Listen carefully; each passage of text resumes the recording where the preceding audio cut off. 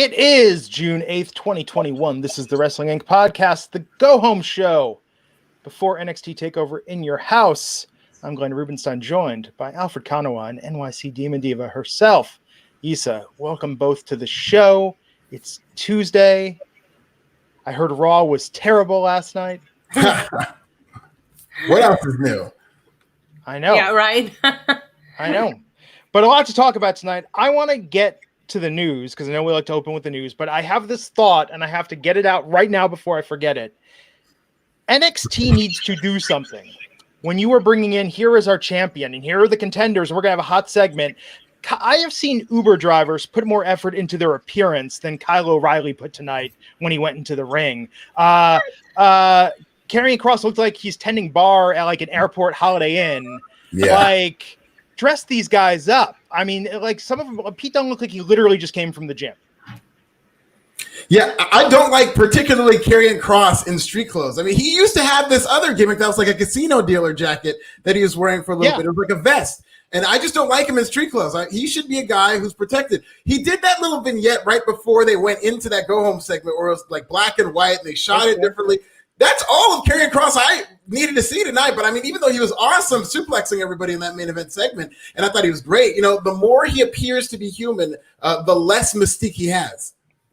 Yeah, and Issa, I would love to get your disagreement about this, but when you see those five guys in the ring tonight, see these are NXT's 5 stars. In my mind, this is the epitome of what all the critics say about the current generation of wrestling talent not being able to draw money like the superstars of yore. Yeah, because if you see them walking down the street, you couldn't tell them apart from just anybody where there's people that have that it factor, right? Yeah. That being said, you have people like Orange Cassidy, who's gotten over wearing jeggings, and that's why I didn't think that Kyle O'Reilly, like with the jean jacket, I actually thought he was the better dress out of all of them, shockingly enough. And that's not a compliment. It's not a compliment. I'm just saying, looks and appearance-wise, yes, but to Alfred's point, the more than they put Karrion Kross with these guys who have main evented so many takeovers, the worse he's looking. I'm sorry, they keep outshining him, and like you said, he looked great suplexing everybody. But when it came to the promo part of it, I thought everybody looked better than him tonight, and it took away a little bit of my fandom for him tonight. He was exposed. I will say his big line tonight. He's one of the few people who WWE let say the word "Mark" on TV, but I know it was like there's no build to it. He's like, listen, you Mark. And he said it to the right person too. Like it worked perfectly with Gargano. There's some good content, but I'm telling you, and furthermore, let me put over the women. The women look like they just stepped out of an X-Men comic book. They look like superheroes come to life, like absolute superstars, absolute unique characters. You would see them and they would catch your attention. You know, they passed the airport test. They would turn heads in the airport. People would say, who is that? And I think they just have these guys, they're going to be your main event of TakeOver. The guys that one of them is going to be the next or current NXT champion, the main guy in the promotion. It looked like a bunch of schlubs. And I think, they need to bring that star power. Yeah, I see it. I thought it was more of on the mic thing, but I did appreciate when he said Mark. I did pop for that. Yeah, no, that was very funny. Yeah, he wasn't. Definitely, Adam Cole came off as like the biggest star. It just came off like if you didn't know any better and you just saw this show in a vacuum, you would think that they're building toward him winning that title. Not only because he held the belt up, just Adam Cole throughout was treated like the most important part, the smartest guy. Like he's not going to get in there and like jump in there. He'll stay on there, and then he ended up jumping him, and then he came off just looking smarter than everybody. He cut a better promo than everybody. And I think that's kind of a problem. I think we're long past the time where Adam Cole needs to be the biggest star in this company. Yeah. And this could be it. This could be a swan song. Yeah. And Alonzo, good point, saying Karrion Kross looked really weak tonight. All 4 guys verbally and physically punked Kross out. There was something different tonight about Karrion Kross. I couldn't quite put my finger on it. It was like it was the way he's dressed. This is the promo. Something about it. Like I think Alfred, to your earlier point, when it was more smoke and mirrors and mystique and black and white vignettes and mood and enhancement, like the guy looked like the future of the wrestling business. Right under the bright lights, standing next to these other guys. Like, I don't know. I'm not even that. Even Scarlett screaming when they started jumping him. She literally screamed like a little girl. You're supposed to be the dark, mysterious force around him, and she just screamed and ran out, and even left the title in the ring because she was holding it the whole time. So it was just like, why is this whole thing happening? She should have just like done some evil stare at one of them or something. You know what I mean? But I don't know. They came off way too human. Just for Alfred's point, you're right. When the mistake is not there, it's just like, okay, so they're just another wrestling couple. You know what I mean? Like, it's and I don't like just the main talking point it gets carrying across. This is a couple of weeks now that they just keep bringing up that, he's not the most graceful guy in the ring. Oh, he can't even work. And it's like they're talking to a very small percentage of people who are going to understand how that registers. And the story they should be telling, here's this monster who's going to be fighting a bunch of guys. Instead, they're talking about how his in-ring work is. He's not a good enough wrestler. You ring the bell, I'm a great wrestler. You're not really saying what you need to be saying to, like, I want to win this match. You're basically talking about the guy's wrestling ability. And if this is if we're presenting this as kayfabe, it should be about winning a match and beating people up. And this is your champion that everybody's poking fun at his wrestling skills. Yeah. Yeah, I thought Adam Cole had a good burn there when he said that. When he said, you're trying to pretend like you're a badass, but what you're trying to do is not expose yourself because you can't go one-on-one with me. I was like, stop, you guys, leave him alone. I wanted to be Scarlett and just protect him and put some earmuffs on him and be like, don't listen to them, please. But think about that. So, like, in a pro wrestling circle, Adam Cole says, you can't go one-on-one. You can't hang. What he's saying is, you couldn't wrestle a technically sound match with me for 15 minutes with us doing both because this is fake. That's what he's saying, okay? If I'm somebody who doesn't understand wrestling and I see this guy who's literally half carrying across his size say, you can't go one-on-one with me, I'm like, oh, yes, the hell he can. That guy looks like he can work me. What are you talking about? Right. Yeah. And I say all this because I love NXT. I love what they're doing. I even see a lot of potential in these talents still, and Karrion Kross was the coolest thing for the longest time, and they're humanizing him in a bad way. Alfred, I think your mic isn't your audio source, I think, because there's a little echo when you're talking. Okay, check. How am I now? No, it's still just check the source on the control panel. Okay. Oh, there. Yeah, that was better. Good. That was better. It's better. Yeah, I think we're good. Okay. Cyclops is better than Wolverine. I don't know what this comment is referring to. I think he's saying as long as Karrion Kross loses, he's happy. And we're not going to get into the rest of that. Cyclops is nowhere near as good as Wolverine. How dare you? But Wolverine's so overexposed, though. Yeah, he's deep, though. Yeah, but I mean, like, wasn't there a time when, what was the joke? Wolverine said it. He was like, I don't understand how there's 4 X-Men teams and somehow I'm on all of them. Yeah. He's like the John Cena of the Marvel Universe. Let him. Oh, there you go. There you go. So let's talk about the news before we dive into NXT tonight. A couple of things breaking as we're going on the air here. What do you got, Alfred? I know that shortly before we went on the air, I know the Raw ratings came out, and they weren't too much higher than last week's, which was the second worst rating of the year in terms of viewership. This week did 1.64 for last night's episode. The weird thing about this rating is it really was just a bare bones audience. It started at 1.67 and it ended at around 1.6. So not a lot of tune out, but not a lot of people even tune in to begin with. So not a lot of excitement about this show, and that just kind of dragged as this show went on. And of course, it caused a lot of discussion on Twitter due to its final segment. What did you guys think about Raw last night? Oh my God, that was it has to be top 5 worst segments I've ever seen on Raw. That ending was so bad. I'm sorry, it was. And I'm a fan of horror movies, and I'm a fan of everything. I was not here for that, and I miss NXT Shayna Baszler so much. I props to her, man. She did her best with what they gave her, but no, it was bad. And I just don't think Raw had a lot to compete against yesterday. Not even the NBA game was unwatchable, especially for Bucks fans, right, Alfred? Hey, listen, Bucks in 6. I've been saying it this whole time. Don't you mess with me. I'm not worried in the least. Bucks in 6. We got this. Okay, buddy. Okay. No clue. Not a clue. Poor Glenn. What else is going on? Well, Total Bellas is coming to an end, it looks like, based on an interview that Nikki and Brie Bella did on E!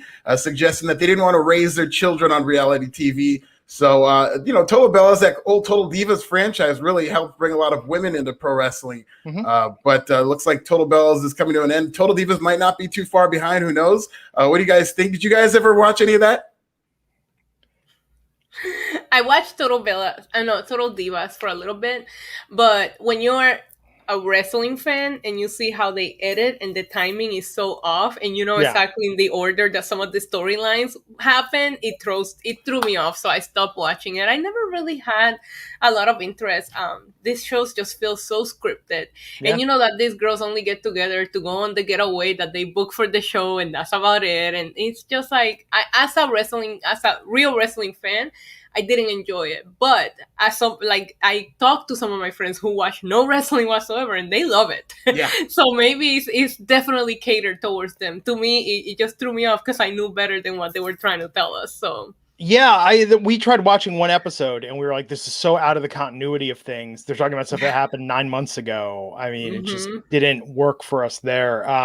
That being said, every time I get my hair cut, back when that was a thing, I feel like that's what everyone wants to talk about. When I mentioned that I hosted a wrestling podcast, like their question was like, is Stone Cold still wrestling? And then just let's talk about Total Divas, because that's what they do. Yeah, the thing, I've known a lot of people who aren't fans of wrestling who watch Total Divas and then tried to get into wrestling because of it, and then just went, nah, not for me. Oh, what's not there for you? I mean, you watch the female matches that they have, and with rare exception, I mean, it's just bad, man. It's not enough time. They're not giving them enough, and they're not giving the women that are on Total Divas enough storylines. Yeah, and plus, if you watch the body of a Raw show, the women are hardly, they're never really presented as front and center the way maybe you would think if you watch Total Divas, that like the women have this big landscape. They usually end up getting kind of limited TV time. Our chat room is tearing. I'm sorry. No, go ahead. Our chat room is tearing it up right now about Cyclops and Wolverine. One's saying Cyclops is better than Wolverine. Logan's overrated. Cyclops the leader of the X-Men. Not even close. DeAndre is saying Cyclops is a total Chad. He's not a good guy or have redeemable qualities. Besides being the leader. Nerd facts. I love it. Paul Myers. One of the best movies ever. Yeah, Cyclops is a better leader than Wolverine, but Wolverine's a better fighter than Cyclops. There you go. This I know, very interesting. So I didn't see the full story. Is Leo Rush really retiring again? Yeah. Is that what happened? What are we on? Retirement number 4 or 5? I mean, I know that's the thing. It's like I don't want to be one of those guys that's like, oh, it's a work, but no, apparently he got injured at Double or Nothing. Mm-hmm. Oh, really? I mean, he separated something in his shoulder. Yeah, I saw it just happened like within the last hour. Oh, yeah, go on his Instagram. He announced it there. He's really a great guy. I mean, he's extremely talented in terms of in the ring, but if this retirement is injury related, that would really suck because this guy is one of the more talented workers in the entire company or country. Yeah, and he's just saying, he went home with an injury. He tried to shrug it off and is thinking, he wants to be there for his family. So go to his Instagram. You can read the whole. Oh, that's statement. Good. Oh, man. And then the other news that I've seen everyone talk about today, Mickie James is spearheading a women's only pay-per-view for NWA. Yeah, NWA is going to have a women's only pay-per-view. She's going to be the producer of the pay-per-view. Nice. So that'll be very interesting. Yeah, man. I'm sure she's gonna get some people in there that we're not expecting. I think it's gonna be a lot of fun. Yeah, if they could stack that card. If I were AEW, I would try and align to really just make this like the biggest women's wrestling event ever. Get as many people there, get as many eyes on it as possible. I think there's so much they could do. There's so much recently released talent. There's so many independent female wrestlers. Like there's just so much potential for this. AEW Impact, they should all work with them just so we can see as many women, like you said, as possible. This could be a lot of fun, and they know that the fans have been begging for an evolution too. And if WWE is not going to give it to us and they want to jump on that, I'm sure they'll sell some tickets and it'll be a fun show. She'll make sure of it. And this could absolutely be a great wrestling show, given all the talent that could be worked with. And if this is like the type of hot show that kind of creates a buzz, WWE could always do a 180 in terms of, wow, look, all of a sudden women's wrestling is hot again. We've got to do something with that. It can be that kind of conversation starter because this is Mickie James putting her money where her mouth is. Ever since she's been released from WWE, she's been saying that she was kind of vying for a spot to be a producer backstage and was kind of denied of that. And now she's got a chance to do that. And hopefully she's able to really create some noise. And I think she will. Yeah, me too. Any other news stories? Anything else before we get? No, just a quick production note. I know on Wrestling Inc., No Stone Unturned, they released the identities of Lashley's ladies. Just a quick production note. Back off of Mia Motivation, okay? I'm shooting my shot first. Nobody shoot their shot. Back off of Mia Motivation. None for you. Back to you, Glenn. Oh, send those angry tweets to This Is Nasty on Twitter. Lashley's ladies have been the best stable of 2021. Am I missing something on Raw? Should I go and the first hour usually, yeah. Tune into the first hour of Raw. And Alfred, we're about to start season 4 of the Larry Sanders Show on our rewatch. Oh, you are. This is where it starts to go left on him, like where the network starts to conspire against him. Yeah. So Hank just got divorced. We just finished rewatching that episode. So. Great storyline. So good. And I've been drinking these salty dogs all over the weekend. Like, now I'm hooked on these things. You think grapefruit vodka and salt wouldn't go together, but it works. Really? I don't think I've ever had a salty dog, to be honest. Well, you watch enough Larry Sanders Show and you see Artie pounded them, and you're just like, maybe I should try one of these. Yeah, no, it's good stuff. Next podcast. Oh, absolutely. So we opened tonight NXT with Austin Theory versus Oni Lorcan. Issa, what'd you think of this match? I thought it was a lot of fun. There was a Spanish fly in there that looked awesome. Cool. Yeah, it was a hot start. I mean, I liked it. I figured they were gonna leave it all out there. It was longer than I thought it was going to be. To be honest, like, they gave it a lot of time. I don't know. NXT tonight felt like it was. I guess it was action packed. I should say, like, the 2 hours flew by, and I can't believe how much they cramped in there. And at the same time, we had a couple of matches that went on for a couple of segments. But yeah, I thought it was a fun match. It was a great way to start the show. Yeah. My problem was more happened afterwards. Sorry, Alfred. More happened afterwards that is not one of the things that I go back to remember about tonight's episode. It was there, Exactly, yeah, and that's the part, because none of these guys, NXT doesn't go out of its way to make you take them seriously. They don't tell you anything about Oni Lorcan, and then Austin Theory is presented like kind of a goofball, but both these guys are very talented, and had this match gotten any type of build, I think it would be very exciting, but it's just something they threw at you with two very cold characters, so it's really hard to care about. Yeah. I was stoked about what the build they did tonight with MSK and Bronson Reed, with Legado del Fantasma, and then Hit Row getting and mixing it up. So, they said it's going to be a 6-man winner take all match at TakeOver for the NXT North American Championship and the tag titles. Is Hit Row going to get in on this, or are they going to make it a 3-way? I don't think it's time for Hit Row yet, right? Yeah. No, I don't think so. I think that would be premature. Yeah. I agree. I love the stipulation. I think it's going to be a lot of fun. I was looking at the card today and I was like, this card seems a little naked because there's so many people in the main event. And tonight they finally filled it up. That being said, I didn't like Bronson Reed's promo. I like where we ended. I didn't like the road that we took there. The whole replay that, you're full of it, but I squeezed it out of you. Like, maybe it's funny to some people. I just didn't like it for as serious as it ended up getting, right? On a winner take all, blah, blah, blah. But I cannot wait to see the match. And I think that putting all the titles on the line is going to make it just that much more interesting. Yeah. I feel like Hit Row has so much momentum that I wouldn't be disappointed if they got those belts. If this was just a hot shot, take advantage of it. I mean, they're probably consistently my favorite part of NXT. Yeah, they're great acts. They're presented like different than everybody else is presented. And I kind of like the trios idea. It's like they're calling it winners take all, but it's really like a 6-man championship if you think about the concept. Right. Yeah. So yeah, it was good. We went from this to Isaiah Swerve Scott facing Killian Dane 1-on-1, and Swerve getting the win.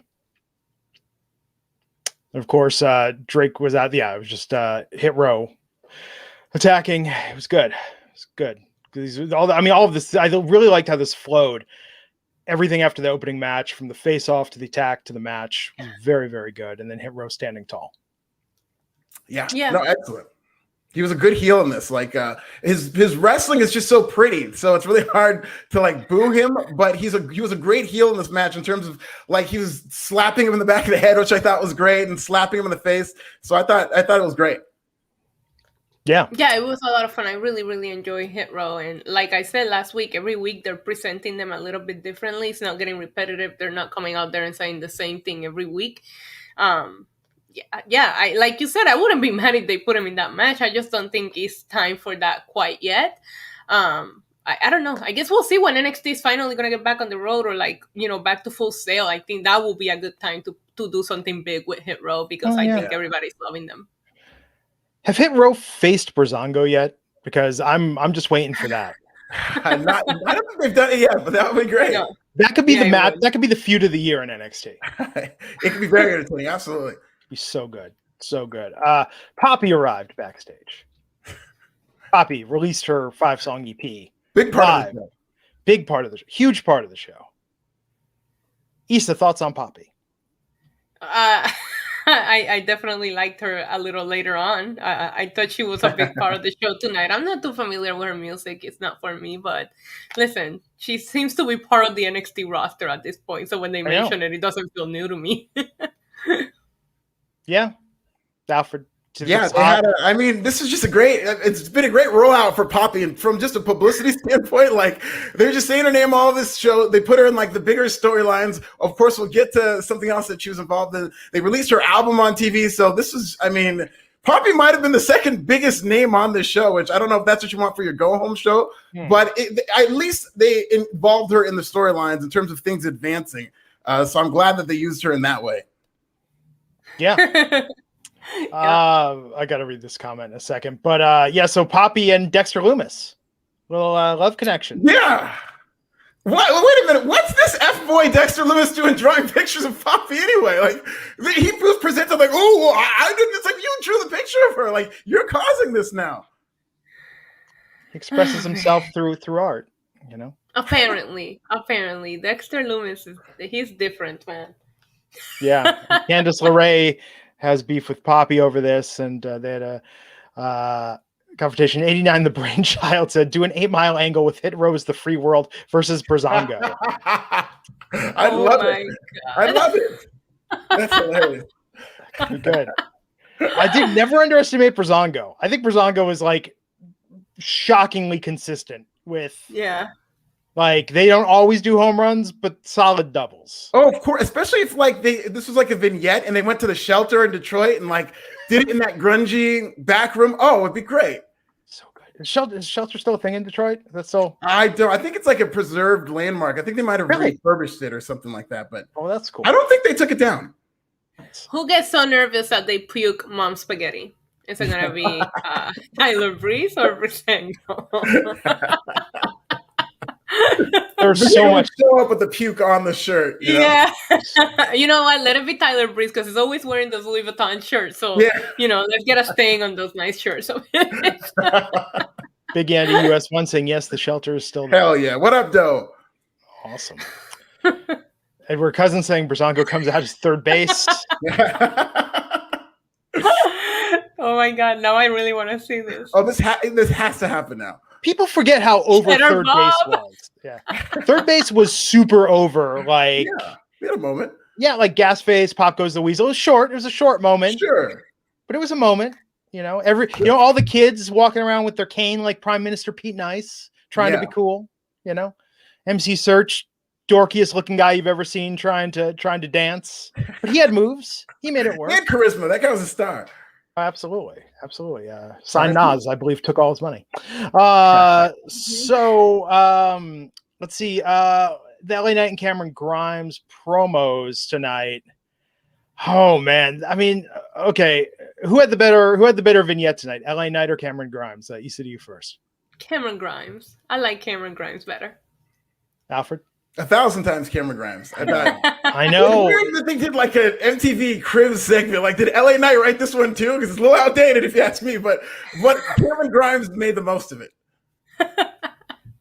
Yeah, he did. Yeah, and Cameron Grimes also had a better arrival car. I like the Benz, but the Rolls Royce is always going to top it.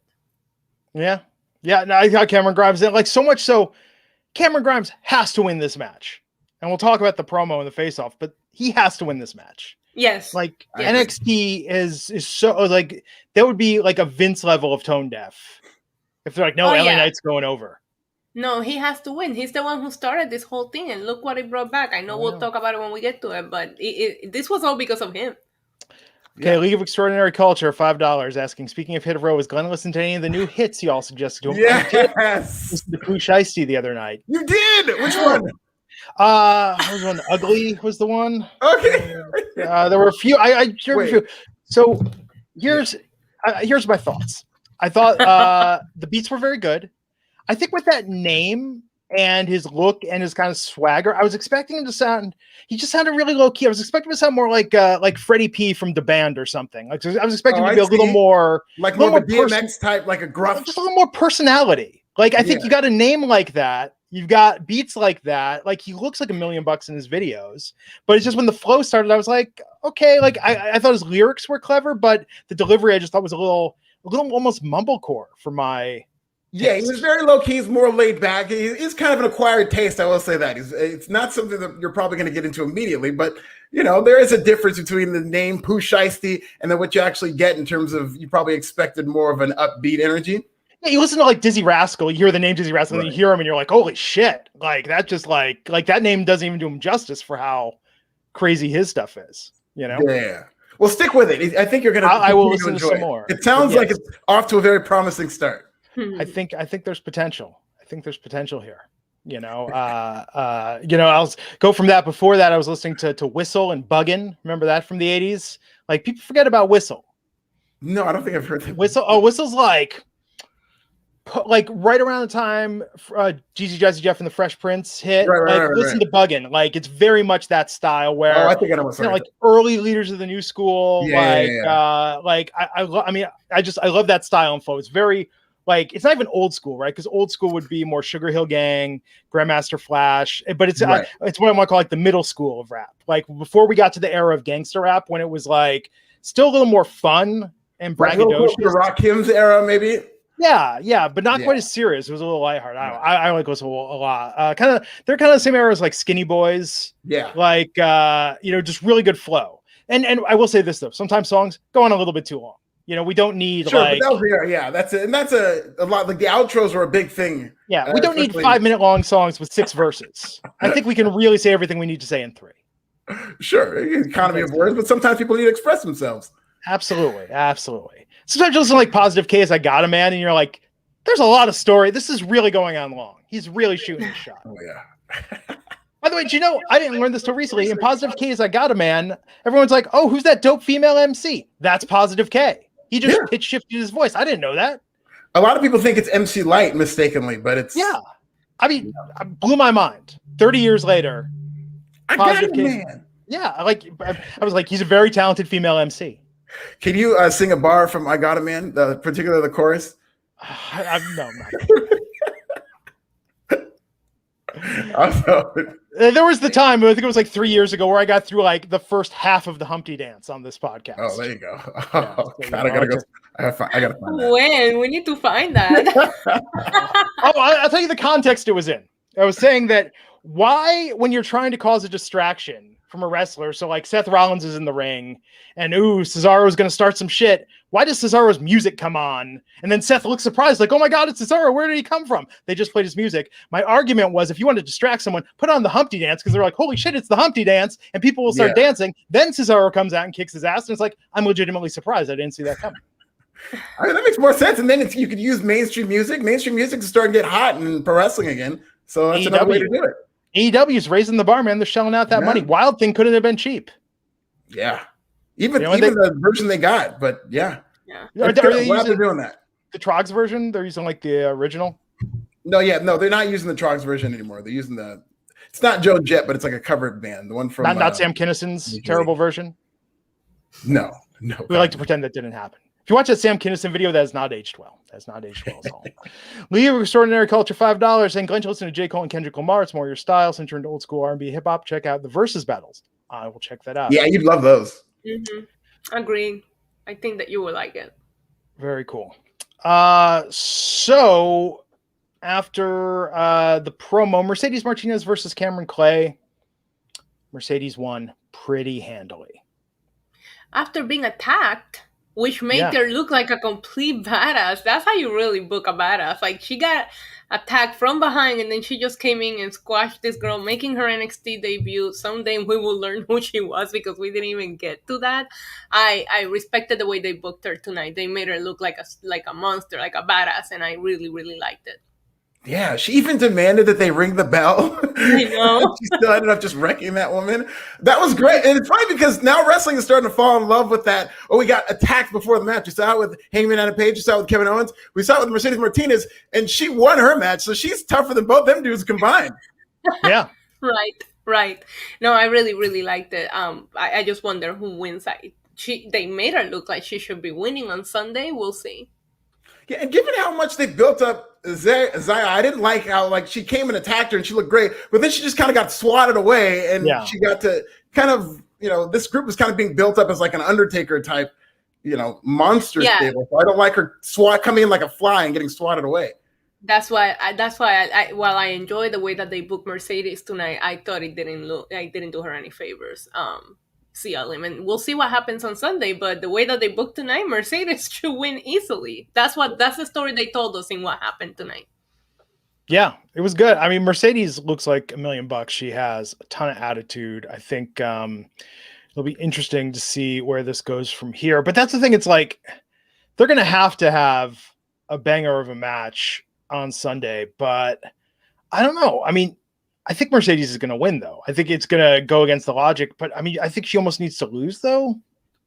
Yeah, I think Mercedes is going to win. I don't think this match is going to be very long. I think it's going to be kept relatively short. Really? So you think Xia Li is going to just... No, I don't think it's going to be one-sided. I think it's going to be like two. Even though Zia's very short, they book her like she's a monster. So I think it's going to be like these two clash of the Titans, a couple of big moves, and then Zia's going to win with some kind of gimmick or something like that. But I don't see this match being very long.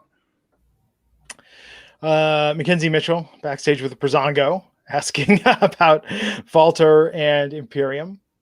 This was good. This is entertaining. Like Brazongo, they're going to lose in this, yet this is still a very entertaining feud. And I'm sure the match will be really good too. Yeah. Great shirt by was it not Tyler Breeze? Fandango's wearing the luchador shirt. I love that. Yeah. I like Tyler Breeze's shirt. Thank you very much.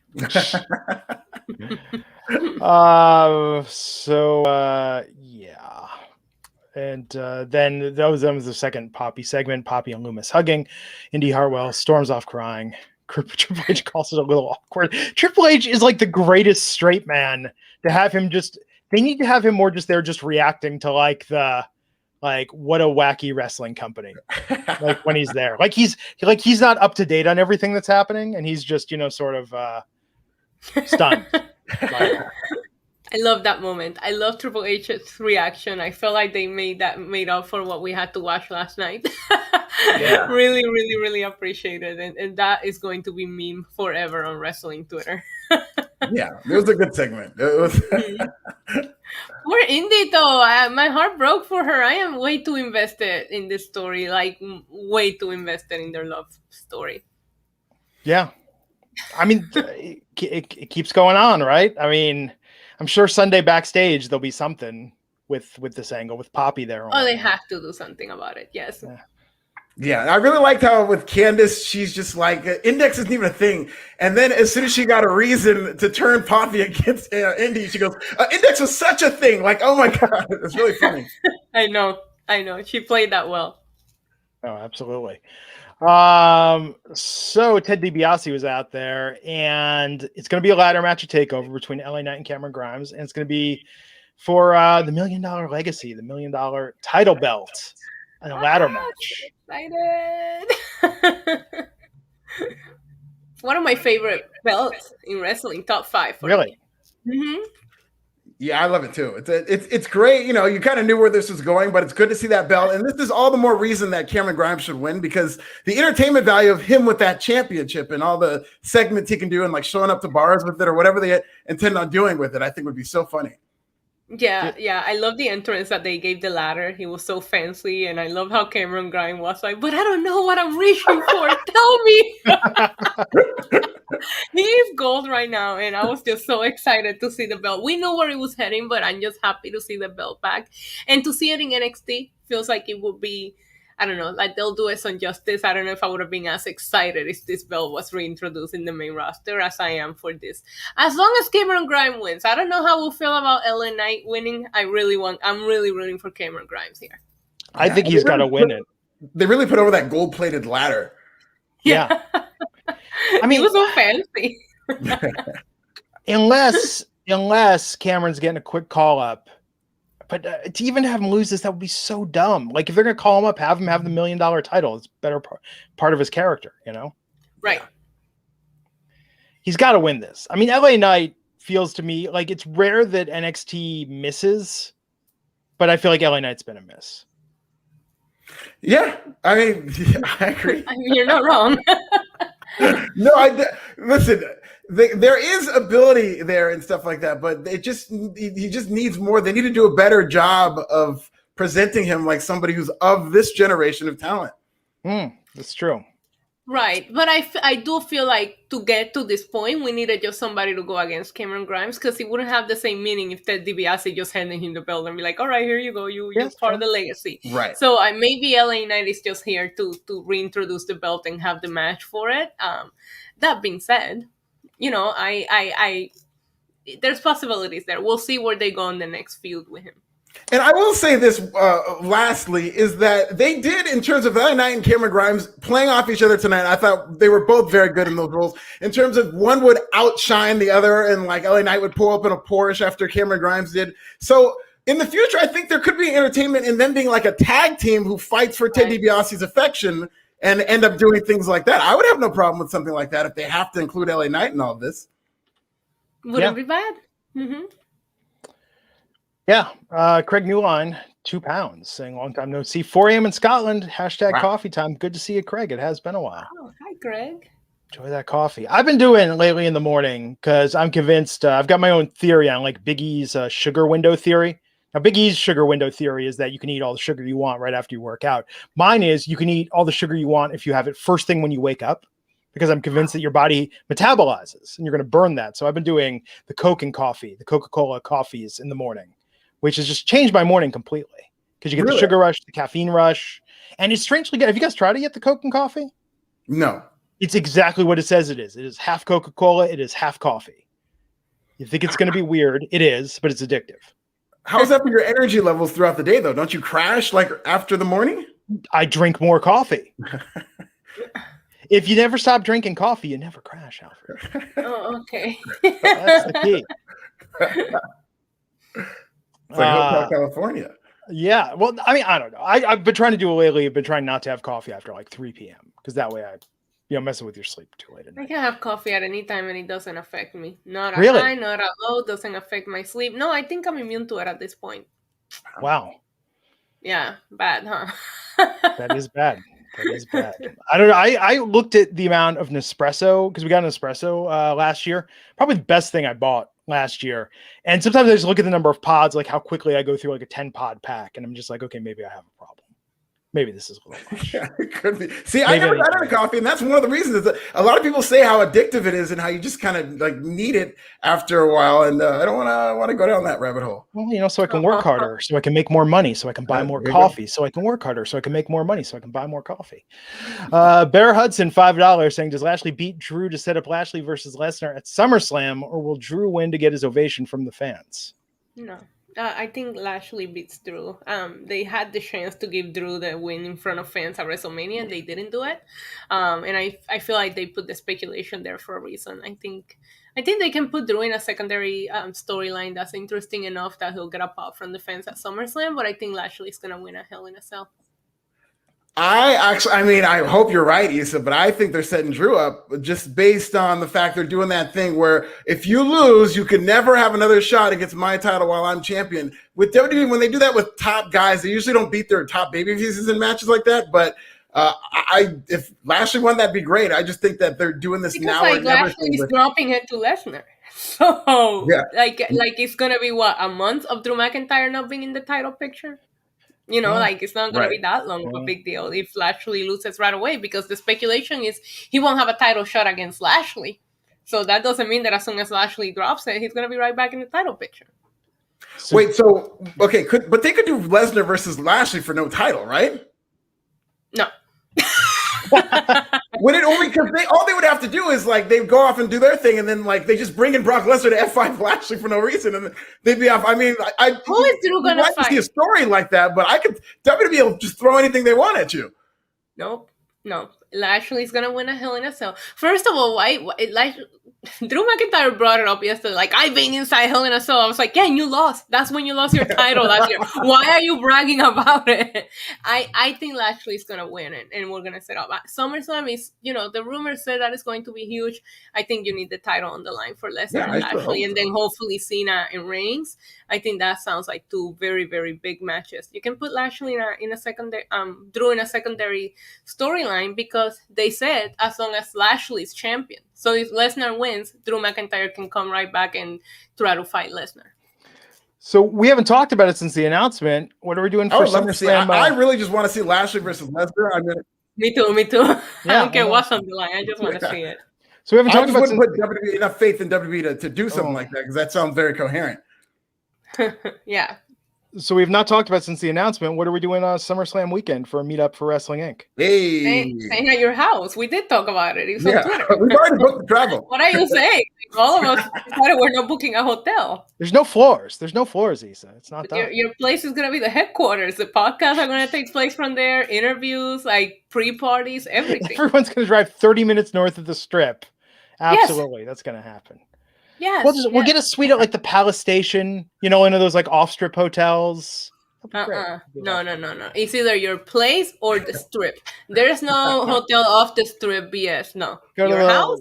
El Cortez downtown. It's lovely. Oh, no. Text me the address, Glenn. We'll be there shortly. Yeah, listen, no floor, no problem. I'm sure they sell some kind of like portable floor that we can lay out for a night or two. Oh, bring it close. We'll be fine. I don't even know if that exists, but you know what I mean.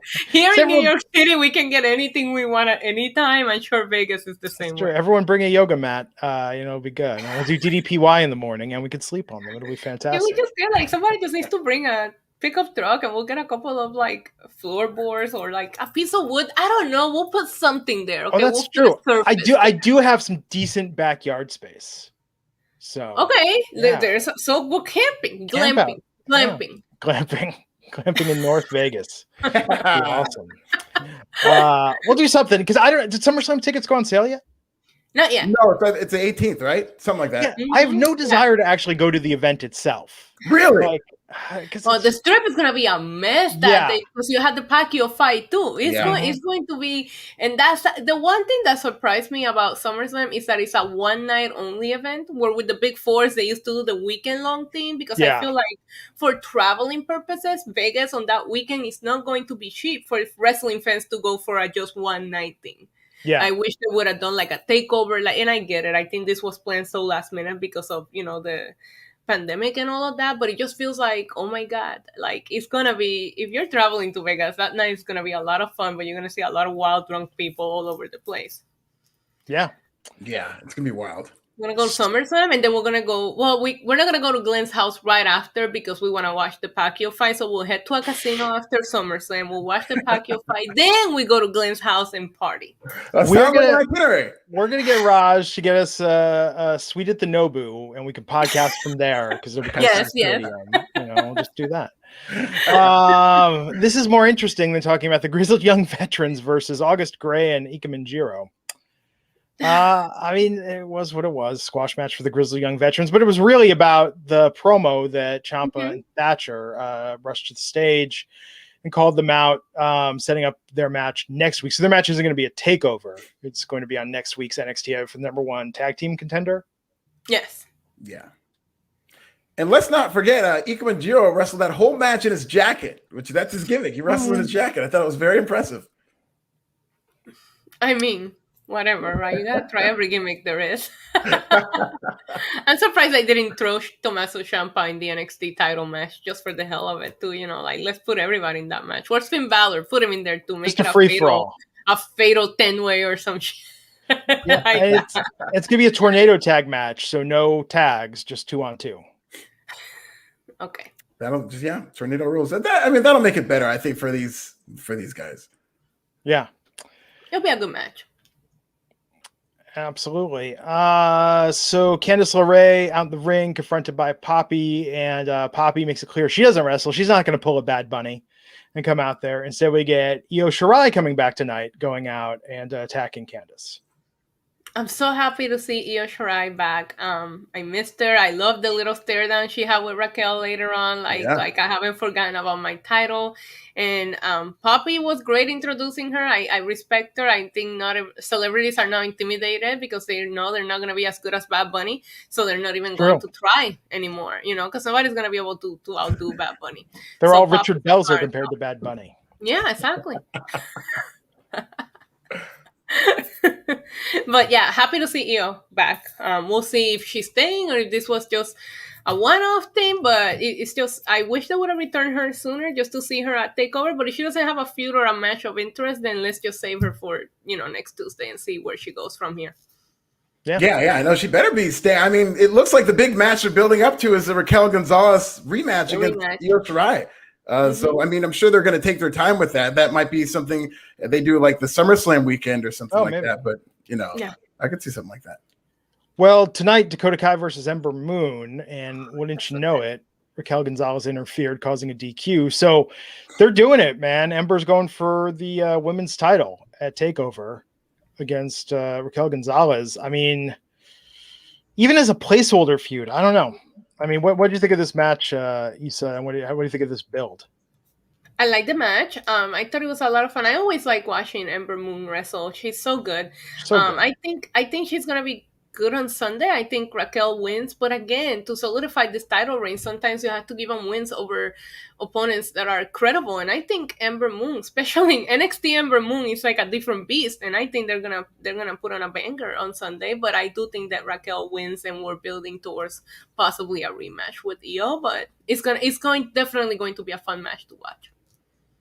Yeah, I thought this match is going to get overlooked because it was right before that main event that went on. It was kind of sandwiched in there, but I thought it was a very good match. And I just thought Dakota Kai looked excellent in this. She was moving at like 1,000 miles per hour and just hitting these impressive strikes while she was running. I thought they both did a great job in this match, and it kind of is probably going to fall by the wayside, but I thought it was really cool.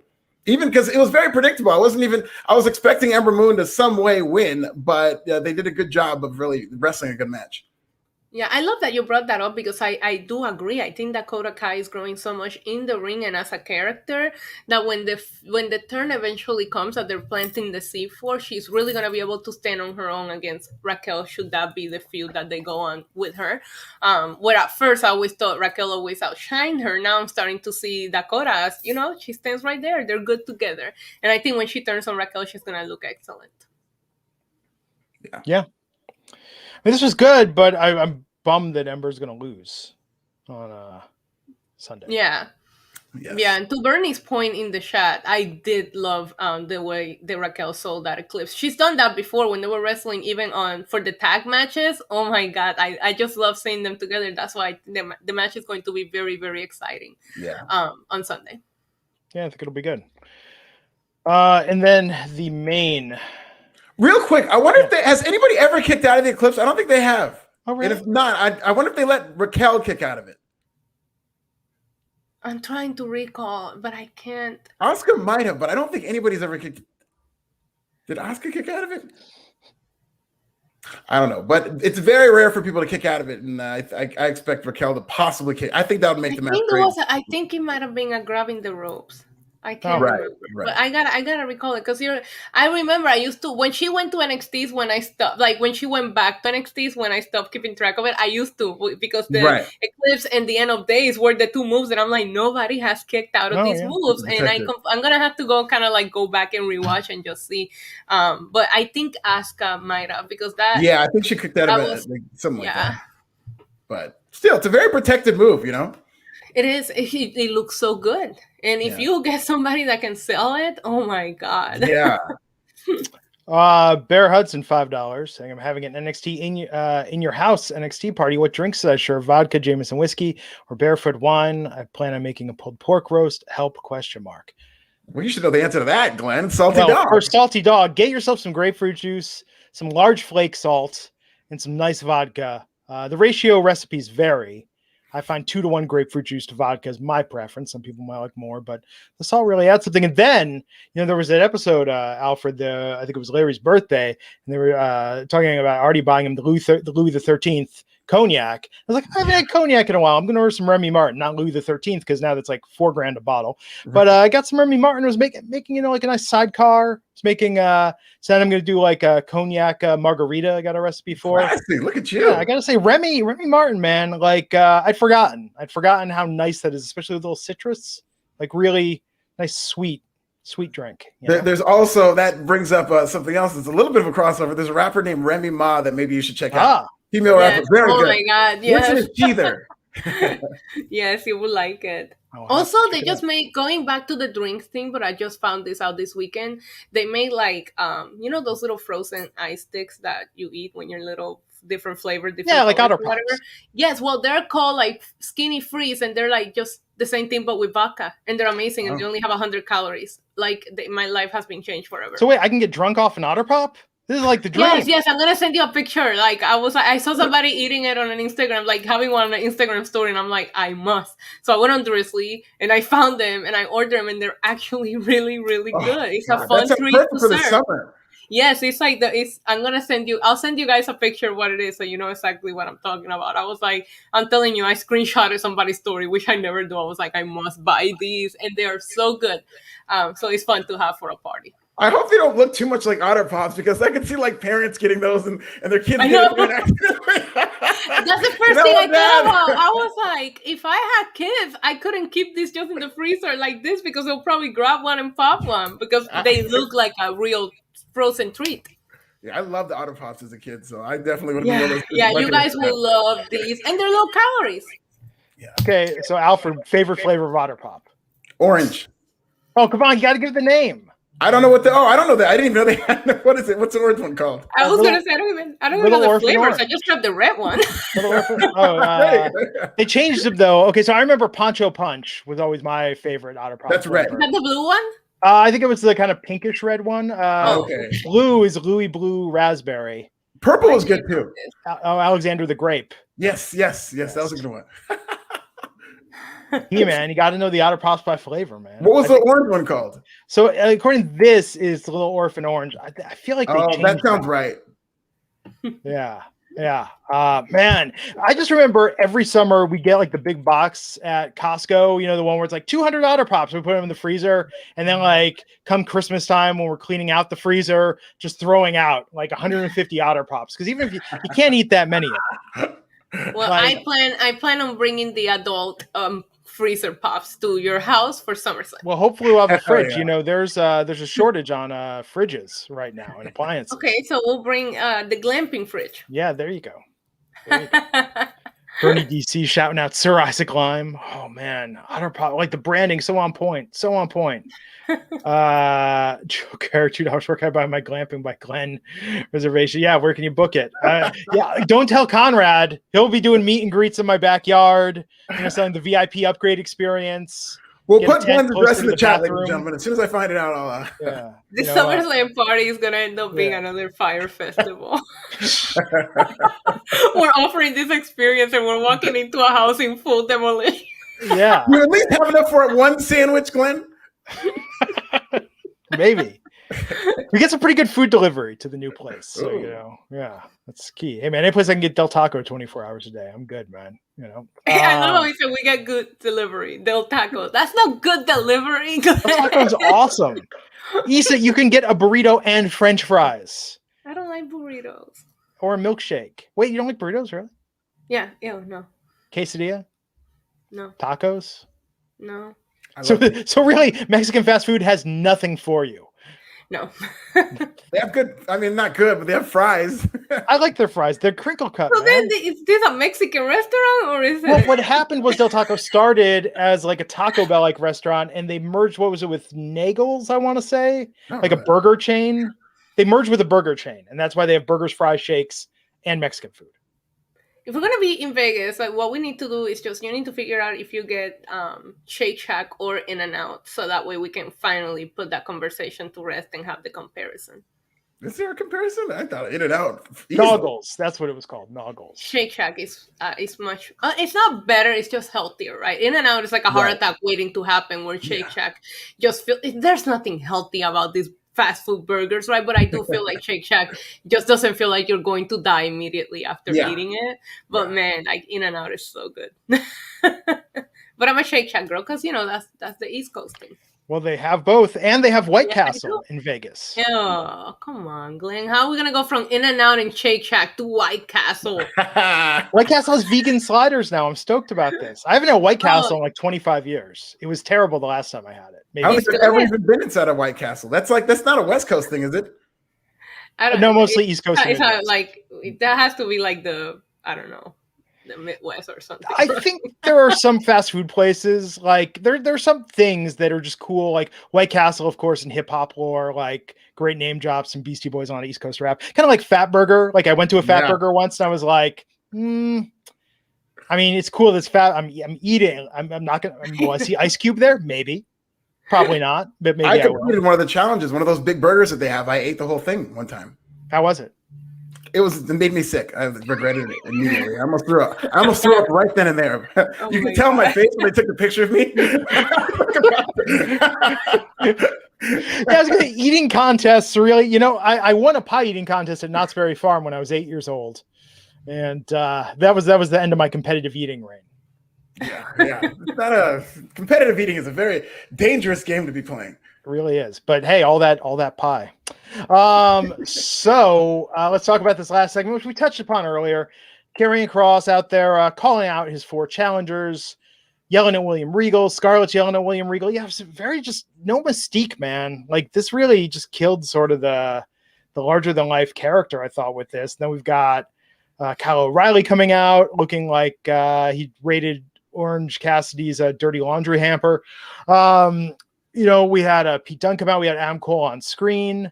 I mean, this could be a great match, but yeah, these guys didn't look like these are your top guys in all of NXT. I mean, yeah, I know we talked about it earlier, but like I said, I felt this didn't do Karrion Kross or Scarlett any favors. And yeah, I wish it's very hard to just say it's even just the look overall. Like, again, when he said mark, I was like, it hit right on the mark. No pun intended, or maybe it is a pun intended. I don't know. I thought the best one, once again, it was Adam Cole. He came out looking the best. I love the camera angle in the way that the super kick hit. Obviously, you heard the crowd pop, so you knew what was coming, but they did a good job at hiding it to where you only saw the foot and Karrion Kross go down. But with Adam Cole standing tall, Wrestling 101 tells you that he's not winning. Do you guys see this being the way that Kross loses the title without being pinned, or do you think that Karrion Kross is going to win here? I mean, I hope Karrion Kross wins. I think Karrion Kross is going to win. They're really, really pushing this guy. And I mean, if he lost, it would be like they're going to take a couple of steps back and transition. I know the numbers haven't been that strong on NXT, but you can't really blame that on one guy who the champion is. And I just think that he's just been doing too much talking and been overexposed ever since he won that title. I feel like they're trying to force a round peg into a square hole. And it's like, now you have to be a champion the way we like you to be champion. You have to do these talking segments and all these things with all the finishers, and they have to out there like all the time. I just wish that they would go back to protecting him like that. But I did think when he was suplexing everybody and he was like getting physical, I thought that was awesome. I thought that was how he needs to be booked. Well, see, that's my thing with Karrion Kross. And on the beginning, I started liking him once I saw him like choke out Ciampa. And that's the thing. Like, I know the entrance is going to be a big deal in front of fans, but I don't like it. I like him when he gets physical with people. That's when I'm like, oh, I see it now. I feel like these other guys, because they're smaller in size, but so technically gifted, they have to be good in the mic. So when you have Adam Cole as a champion, he has to kind of like be able to cut promos, because if you see this guy walking around with the belt, he has to be able to kind of like captivate you somewhat, where with Kross, you don't need that. And maybe they're trying to book him like they book every other NXT champ, when with this guy, you just need to let him come out there and take people out. And that's it. Yeah. We'll see. I think if Kross gets called up, yeah. I mean, they could use him, but I don't want anybody called up to Raw. Yeah. I don't. Like, Damian Priest wasn't even on TV this week. So why are you calling? Like, you have people there that you could be utilizing. Why the solution is not to call anybody up. I think the draft that is rumored to be happening after SummerSlam might help Raw, but it's not a lack of talent. They don't need to call anybody up. They just need to really give us more interesting storylines. Yeah, absolutely, 100%. I mean, this is going to be a good takeover Sunday night, and the three of us, we're all going to be here. Yeah, we're covering it. I like how Raj asked each of us today if we were in to do Sunday, and he no point committed that he will be joining us. Like, okay, great. Thanks, everybody. Big dollars. Haven't seen that guy in a while. I think he was just on vacation. But let's talk about the matches quickly. Bronson Reed and MSK versus Legado del Fantasma, and this is winner take all North American Championship and the NXT Tag Team titles. Issa, who do you have in this match? I think Bronson Reed and MSK are going to retain. Alfred? Me too. Yeah, I think it'll be quite wild. And here's the thing. I really don't like with the Legado del Fantasma how they're kind of making them into a little bit of a comedy act. Yeah. Like I've noticed increasingly they're kind of leaning toward the side of comedy, and I hope they end that after this storyline wraps up. It worried me for Santos Escobar after he lost twice. That's when I was like, oh, this is not good. Because before that, he looked like $1 million. He was on his way to being one of the hottest guys in that company. Yep. Yeah. Craig Newline breaking news. $2 super chat saying his flights are booked and he's going to bring the fridge from the UK. So yes, thank you very much, Craig. We appreciate that. Come together. See, there we go. There we go. So Or I'm we bringing can the pops. drunk on Otter Pops. Woo! Let's go. We should really title these episodes. This should be Wrestling Inc. Getting drunk on Otter Pops. We should reach out to these Otter Pops people for a sponsorship so we don't even have to pay for them. It's true. It's true. I'm gonna send Glenn all the info I got on these.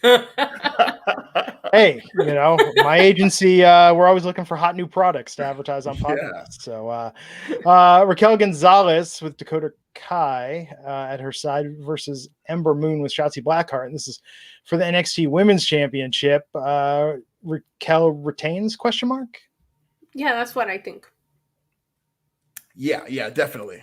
I mean, I don't see any way that Ember Moon. I love Ember Moon. I love the fact that they're telling the story that she could win it twice.